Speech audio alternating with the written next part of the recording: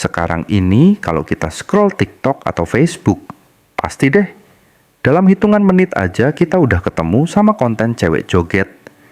Tapi bukan sekadar joget biasa. Banyak dari mereka tampil dengan pakaian minim, gerakan sensual, dan ekspresi yang sengaja dibuat menggoda. Pertanyaannya, kenapa kok yang kayak gini makin ramai? Kok bisa? Hal yang kelihatannya receh justru jadi viral besar-besaran? Jawabannya ternyata sesimpel itu. Karena berhasil menarik perhatian. Media sosial sekarang itu nggak peduli kamu punya pesan bermakna atau enggak. Yang penting kontenmu cepat ditonton. Banyak yang share dan bikin orang berhenti scroll walau cuma 5 detik. Dan sayangnya, tubuh perempuan dengan segala standar cantik dan menarik versi internet sering banget jadi senjata utama buat dapetin itu semua. Padahal, coba deh kita pikir, apa yang sebenarnya kita dapat dari konten cewek joget pakai baju terbuka? Hiburan? Mungkin, tapi selebihnya enggak ada. Enggak ada nilai, enggak ada pesan, enggak ada sesuatu yang bikin kita jadi lebih baik setelah nonton.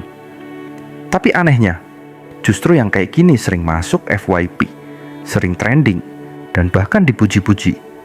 Akhirnya muncullah satu tren baru yang cukup nyesek. Banyak cewek berlomba-lomba tampil berani supaya bisa viral. Yang dulunya mungkin malu, sekarang ikut-ikutan. Yang tadinya kontennya edukatif atau lucu, tiba-tiba banting setir jadi konten joget. Semua demi satu hal, pengakuan.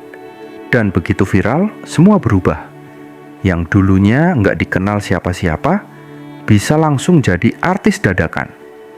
Diundang ke acara podcast, dapat endorse, jadi bintang tamu, bahkan kadang dipanggil ke acara TV. Padahal kalau dilihat-lihat, prestasinya apa? Karyanya mana?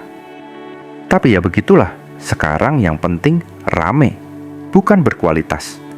Ini bikin kita mikir juga soal standar baru di dunia maya. Kok bisa yang tampil buka-bukaan justru dianggap keren? Kok bisa yang pakai pakaian sopan, yang bikin konten edukatif malah sepi penonton?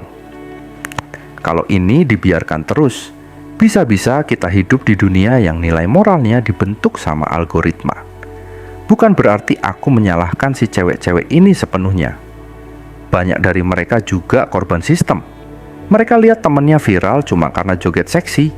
Akhirnya mereka pun tergoda buat nyoba. Karena ya itu tadi, kelihatannya gampang. Cuma perlu HP, kamera, pakaian ketat dikit, lagu yang lagi tren, lalu joget. Upload, tunggu viral. Beres. Tapi efek jangka panjangnya yang bahaya. Cewek-cewek muda yang baru tumbuh, yang masih cari jati diri, bisa aja mikir, oh ternyata supaya dilihat orang, aku harus tampil terbuka kayak gitu. Dan akhirnya mereka meniru, tanpa tahu dampaknya ke diri mereka sendiri. Enggak sadar kalau pelan-pelan, harga diri mereka sedang dipertaruhkan hanya untuk perhatian instan. Kita juga nggak bisa nutup mata, bahwa ini semua didukung sama cara kerja media sosial. Platform kayak TikTok atau Facebook pakai sistem algoritma yang nyari konten yang bisa tahan penonton dalam hitungan detik. Jadi ya, makin provokatif, makin tinggi peluang buat naik.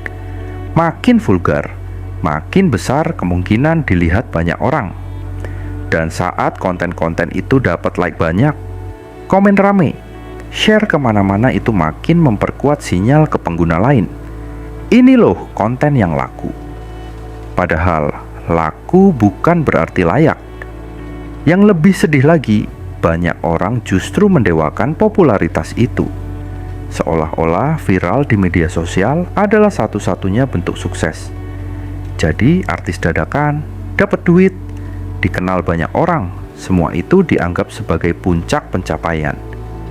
Padahal kalau dilihat lebih dalam, kadang hidup mereka setelah viral nggak seindah yang dikira. Setelah sorotan itu redup, banyak yang bingung harus ngapain. Mau lanjut bikin konten, tapi bingung mau bahas apa. Mau jaga popularitas, tapi nggak punya karya. Mau banting setir, tapi udah terlanjur dikenal karena hal yang dangkal. Akhirnya ya gitu-gitu aja. Terus pakai cara yang sama supaya tetap relevan. Padahal makin lama cara itu makin melelahkan dan makin kehilangan arah. Sementara itu, orang-orang yang bikin konten berbobot, yang niat ngajarin sesuatu, yang niat kasih inspirasi, malah tenggelam karena nggak cukup sensasional buat dijual ke algoritma. Karena nggak ada bagian tubuh yang ditonjolkan, nggak ada gerakan menggoda, dan nggak ada bumbu-bumbu clickbait. Disinilah sebenarnya letak masalah kita sekarang. Kita udah kebalik menilai sesuatu. Yang punya isi dianggap biasa, yang cuman tampil fisik dianggap luar biasa. Padahal seharusnya konten itu dinilai dari isi, bukan dari kulitnya. Aku nggak bilang joget itu salah. Joget bisa jadi ekspresi seni, bisa jadi hiburan. Tapi kalau joget dijadikan jalan utama buat terkenal, dan satu-satunya cara dapat perhatian adalah dengan menonjolkan tubuh, ya itu jadi masalah. Karena pada akhirnya viral itu bukan segalanya. Dan tubuh kita bukan alat buat diuangkan. Kalau mau dikenal, dikenal karena karya. Kalau mau sukses, sukses karena proses, bukan karena goyangan.